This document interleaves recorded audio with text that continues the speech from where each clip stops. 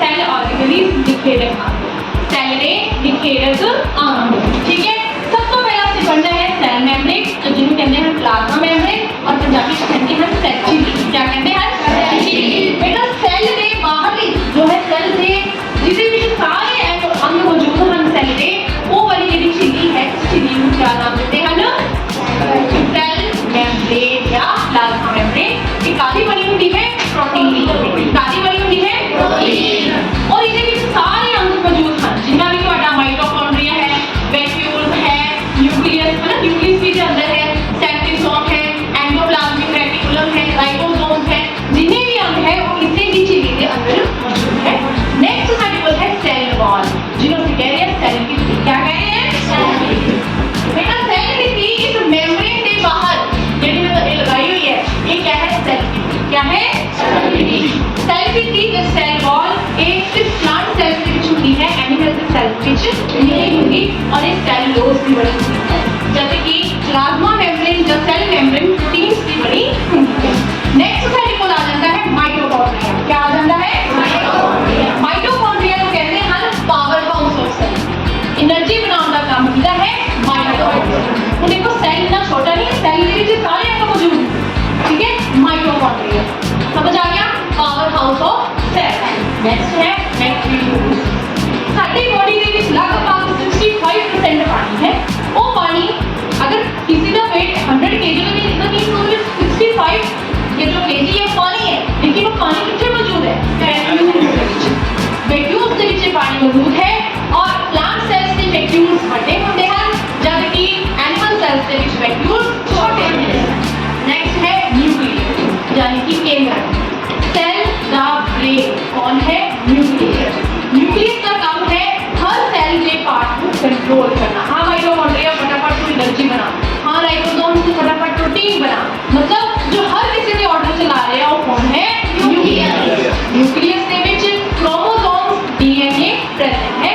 DNA means जिथे भी सारी जेनेटिक इंफॉर्मेशन प्रेजेंट है कि ਤੁਹਾਡੀ ਅੱਖਾਂ ਦਾ ਰੰਗ क्या होएगा, ਤੁਹਾਡੇ ਬਾਲਾਂ ਦਾ रंग क्या होएगा, ਤੁਹਾਡੀ स्किन का कलर क्या होएगा, all that information are present in DNA।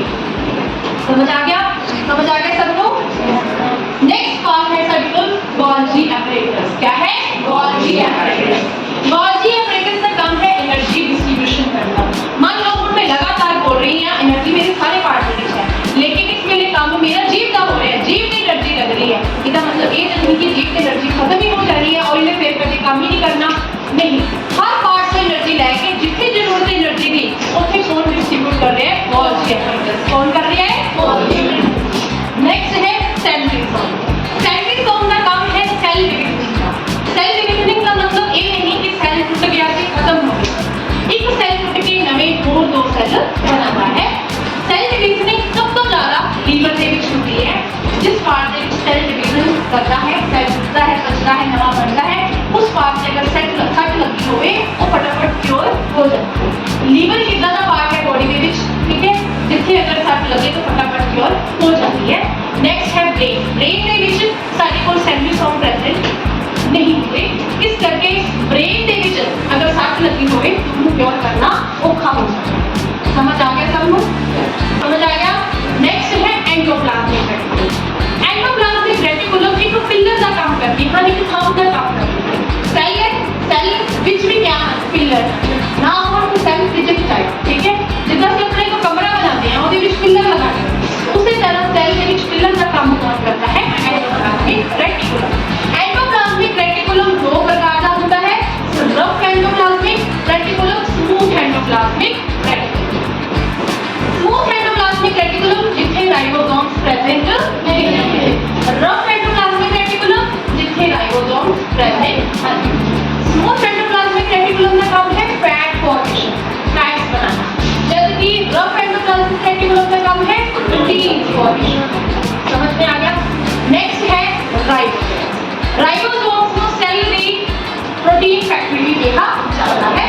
Sedimentation coefficient के आधार से दो प्रकार के होते हैं, ATS और 7PS।